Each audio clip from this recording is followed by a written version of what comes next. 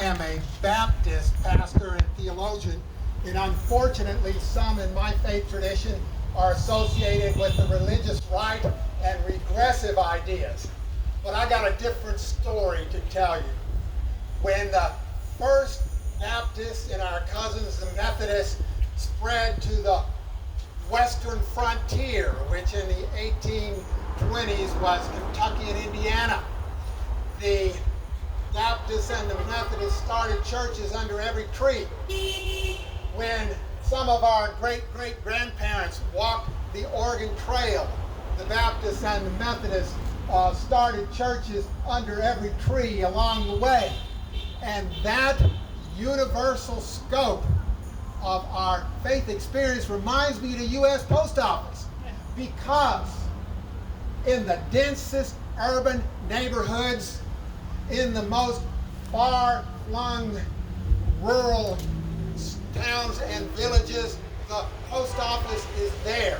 It is truly an institution that is small d democratic in the best sense of the word. Right. It reflects American values at our best, that everybody, rich or poor, urban or rural, regardless of your ethnic background, that everybody has access to information. Before there was an internet, before there were social media, there was the U.S. Postal Service.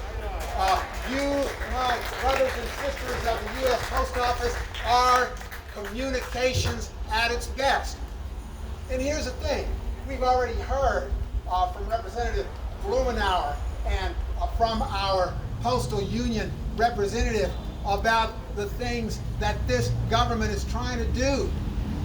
The unprecedented pre-funding of health benefits and pensions, the cutbacks projected and already some in place. They've said that there's not as much mail anymore. Well, let me tell you, the post office has adapted.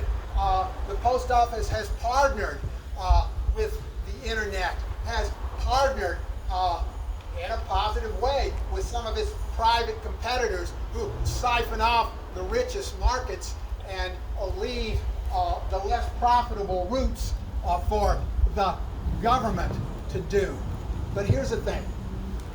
We as a nation need to affirm the common good.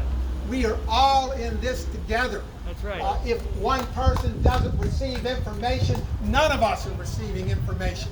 If one person doesn't receive their prescription, none of us, even if we're able to go to the pharmacy on our own, are really receiving our prescriptions. If one person is unable to vote because of suppression of mail-in ballots, none of us are really able to vote because the results of the election are pre-skewed to the affluent and the powerful. So if we want to be truly a small d democratic society, if we want to be truly a moral society, and I spent years of my life teaching ethics, we need to come alongside our brothers and sisters of the U.S. Postal Service. This is not just a logistical issue. It's far from only a political issue, although politics isn't necessarily a dirty word. It means our life together. But this is a moral issue in the deepest and broadest sense of the word. And so, I don't need to say to you gathered here today, but I say to those who will hear from us via the media, via the mail, via our ballots this autumn, do the right thing.